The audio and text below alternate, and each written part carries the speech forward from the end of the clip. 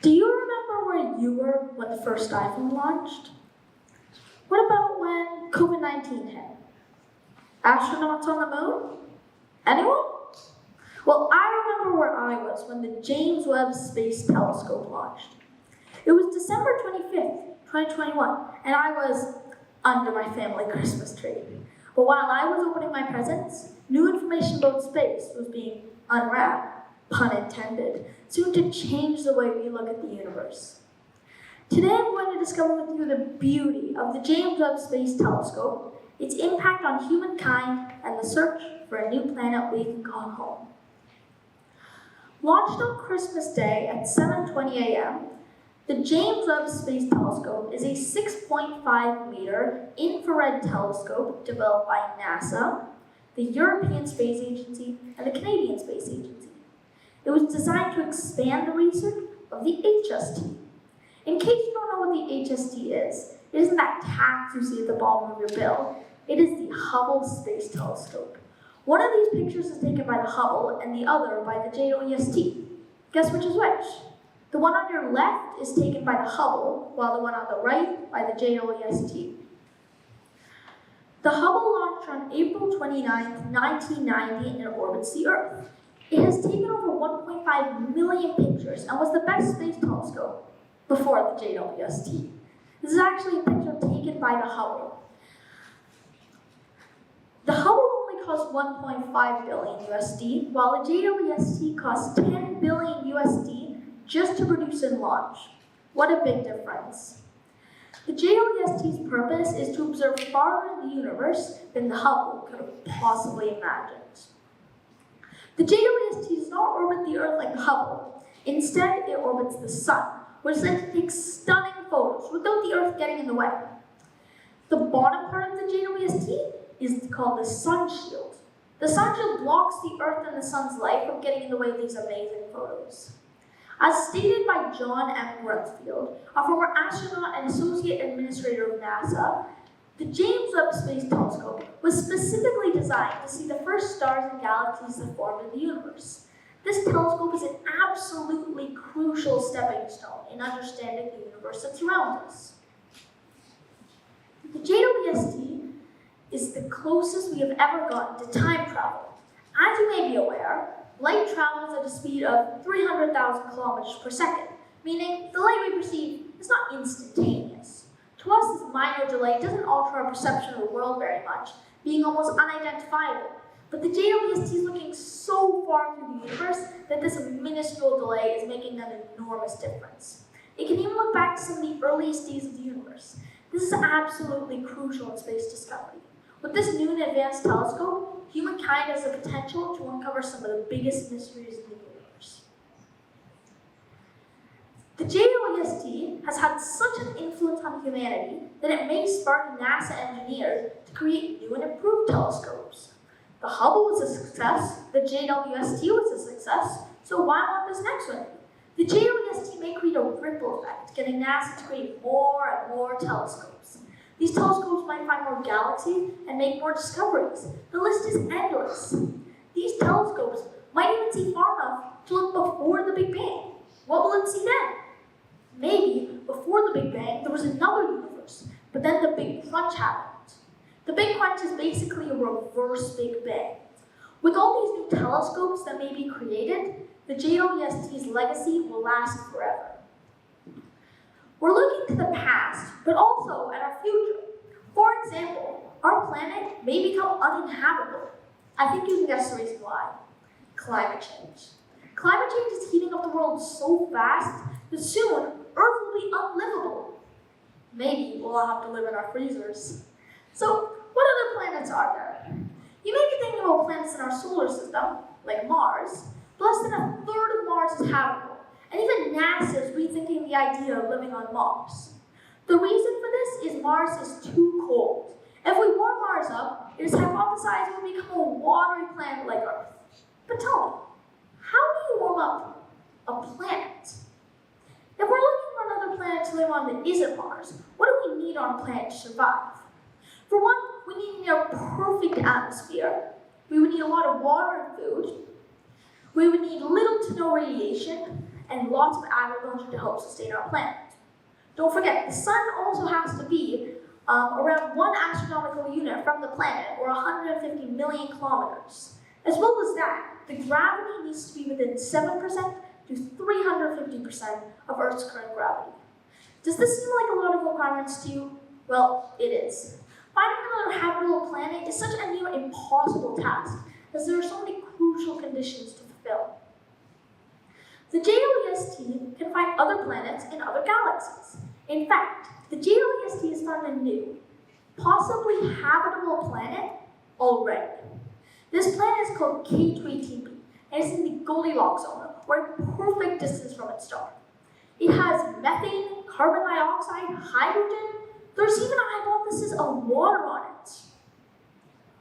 NASA has drawn attention to the fact that the JWST may have even found life on K218b.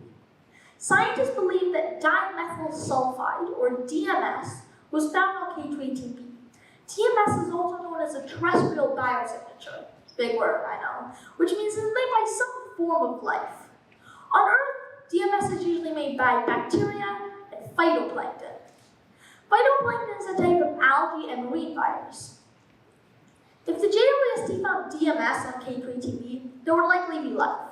Now, before I go to the big reveal on whether or not the JWST actually found life on K218b, let me tell you a little bit about scientific detections. Scientific detectors are where we measure the biosignatures in a measurement called sigma. A 1 sigma signal will be a mistake 32% of the time. A 3 sigma signal will be a mistake 0.1% of the time.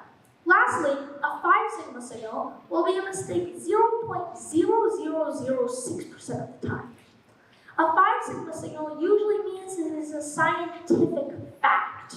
A 3 sigma signal is a good find though. So, did we detect life on K218b? Kind of.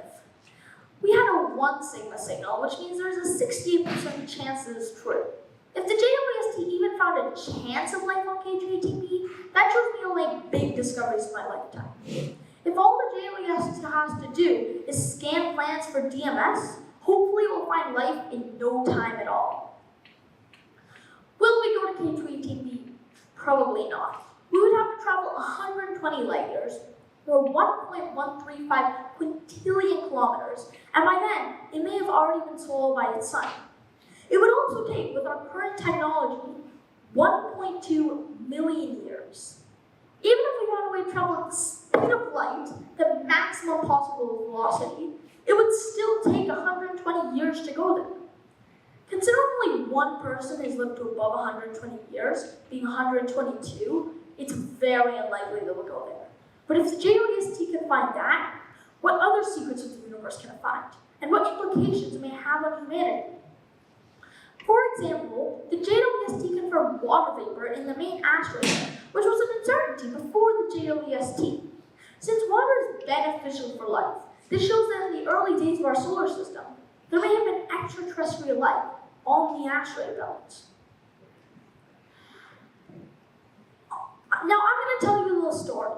In December 2023, the JWST found the theoretically oldest black hole, being 13 billion years old with a mass of 1.6 million suns. Can you believe that? It was created just 440 years after the universe began in the GNC11 galaxy. The JWST is continuing to find new information about black holes, the biggest mystery in the universe. It may even figure out what happens when you go in a black hole. The possibilities are endless. Of course, I've heard a few theories of what happens when you go in a black hole that I think are pretty interesting. According to the Max Planck Institute for Gravitational Physics, a black hole can allow you to enter the future. The event horizon is the name of the outer layer of a black hole, and there is no going back if you recall the event horizon. As you go in the black hole, you're getting transferred to the future.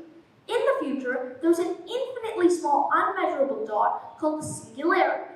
As you go into the future, you pass away at the point in time when the black hole collapses. The second theory that I am interested in originates from the University of Colorado. Quick side note, this is one of the only real pictures of a black hole. Most pictures of a black hole are fake, and the only real pictures are blurry like this one. Now back to the theory. The University of Colorado says the black hole can take you to a new dimension. I know it seems far-fetched, but hear me out. As you go into that small dot, the singularity, since we don't know if the singularity is in the future or in the present, you're getting transferred to a white hole. This is the opposite of a black hole, pushing you out instead of pulling you in. You get turned into a 3D object again, and may even see an exact replica of our universe today. These are only theories. However, what excites me about the JWST is that we, the community, can find answers to these theories. The JWST not only sees black holes, but it actually witnessed the birth of a star. According to NASA, on its first anniversary, it took a stunning picture of a star that was just being created. It made a beautiful hourglass-like shape as it was being created using stardust. The JWST is continuing to find new information about birth of stars and making major progress in star research, including research into nebulae. A nebula is formed of clouds of dust and gas made from star remnants. After any star turns into an extraordinary supernova or a small dwarf, if it doesn't implode into a black hole, it will turn into a nebula. The JWST can find and even look through nebulae, something that challenges the success of the Hubble. JWST is such a major moment in history. Never before have we made such major advancements in our knowledge of space and such answers to our long-lasting questions. Its discoveries will last forever. Many of you will probably end up telling your kids that you were alive when COVID-19 happened. I will tell my kids that I was alive when the JWST first launched. Unlike other major events of our time, which only happened once, the JWST is continuously making discoveries, and I'm sure it'll find something even more incredible in my lifetime. This makes it a recurring year when space is past and future. Maybe the JWST will inspire NASA engineers to create better telescopes. Maybe we'll find the secrets of the universe. Or maybe, just maybe, we might find a new planet to live on with the perfect conditions. I admit, there's a lot of maybes involved. But whatever the JWST impacts, it's impossible to say it has positively impacted humanity